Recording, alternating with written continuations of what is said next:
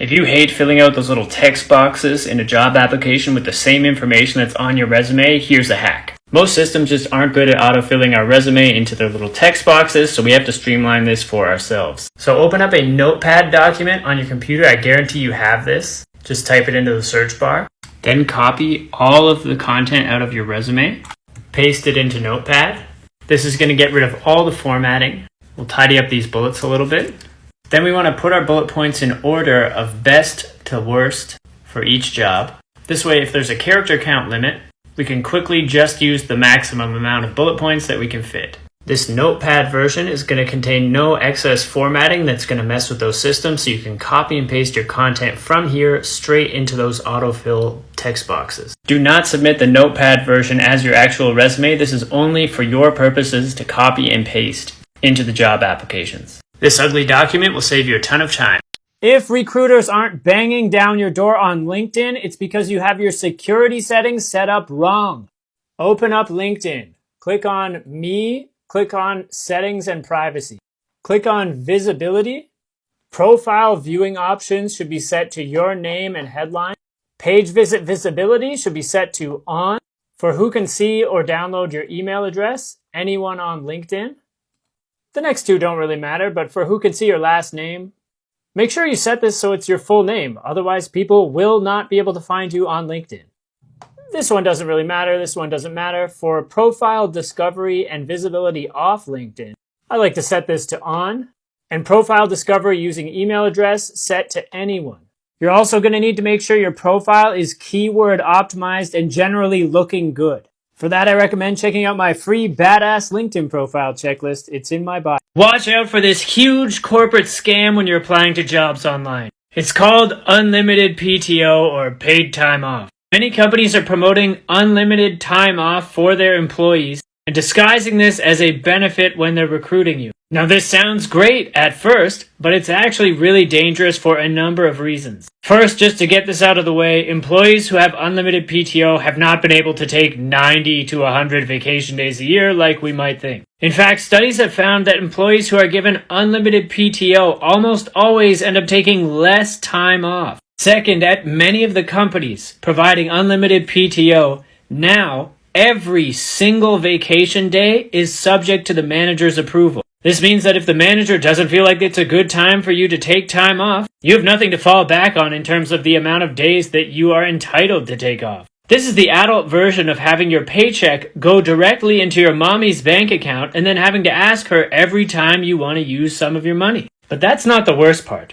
This is the worst part, and this part makes me so mad. Like, talk about greasy. Traditionally, at most companies, if you have a standard amount of vacation days and you leave the company without having used all of your allotted vacation days, you are entitled to be paid for those days. Now, with unlimited PTO, companies are just keeping that money and not paying you because there was no set amount of days that you were owed. To summarize, unlimited paid time off means less money in your pocket, less control of your own schedule, and oh yeah, very limited paid time off. If you're caught in this unlimited PTO trap right now, check out the free resume writing course in my bio and get yourself a better job.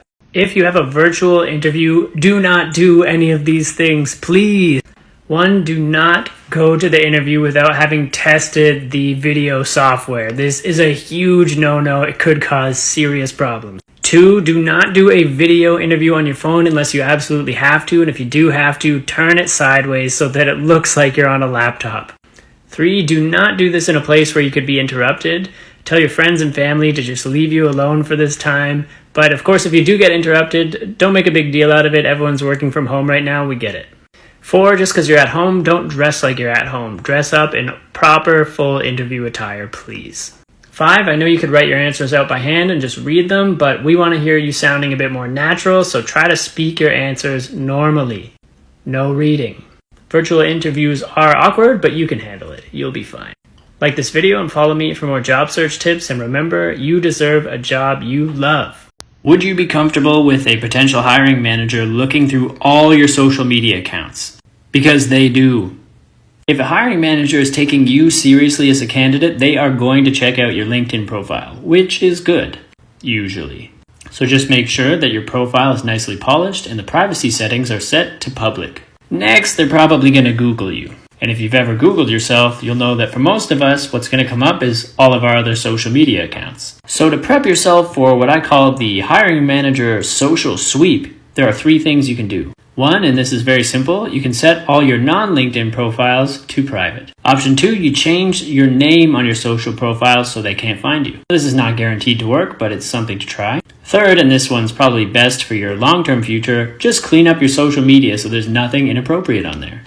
Like this video and follow me for more job search tips, and remember, you deserve a job you love. Underrated 1-minute job search hack that will increase interview invitations by a lot. After we apply to the job, we're going to send a thank you email to the recruiter or hiring manager like this. Paragraph 1. I recently applied to the job title, position in your department. I wanted to reach out and let you personally know how excited I am about this opportunity. Paragraph 2. I was hoping you might be willing and available to chat briefly about the position and the department. I've done a fair amount of research, but I'm sure you could provide some amazing perspective. And I want to be as prepared as possible in the event I'm offered an interview.